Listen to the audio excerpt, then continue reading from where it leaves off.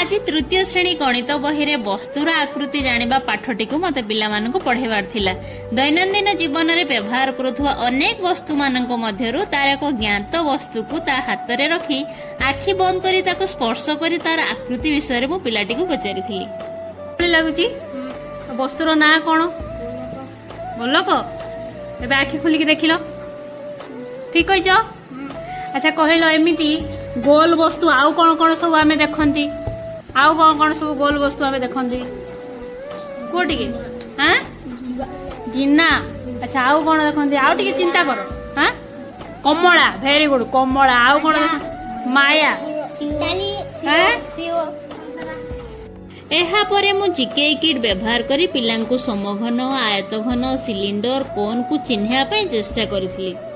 समान लागुची नै आर सबु धार कोन अछि सबु धारर दैर्घ्य समान एटा उठे धार एटा उठे धार एटा उठे धार सबु धारर दैर्घ्य होची समान सेतमे आ ना होची कोन समघन समघन एटा देखु एटा का बळे देखा जाउची कोन का बळे देखा जाउची एमिति आ कोड देखछो एमिति आ कोन आइसक्रीम आ कोन देखिछो टुपी टुपी देखछो ना ये ए जो हां बोटे टुपी जानि पल्लो नै रे। अच्छा ओ देखो एटा देखछो ए वस्तुटा ना कोन एबे को एटा कोन एटा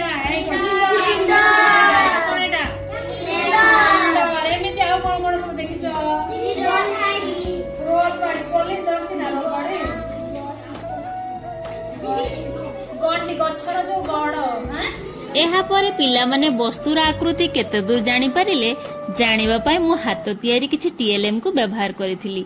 गोटे परे गोटे वस्तु को मु देखाइथिली आ सेमानकर नाम पचारिथिली। पिला माने समघन कोन सिलिंडर आयतघन को बहुत भल भाबरे चिन्हि पारिथिले। खाली चिन्हि पारि नथिले ए टीएलएम को देखि से माने बहुत खुशी होइथिले।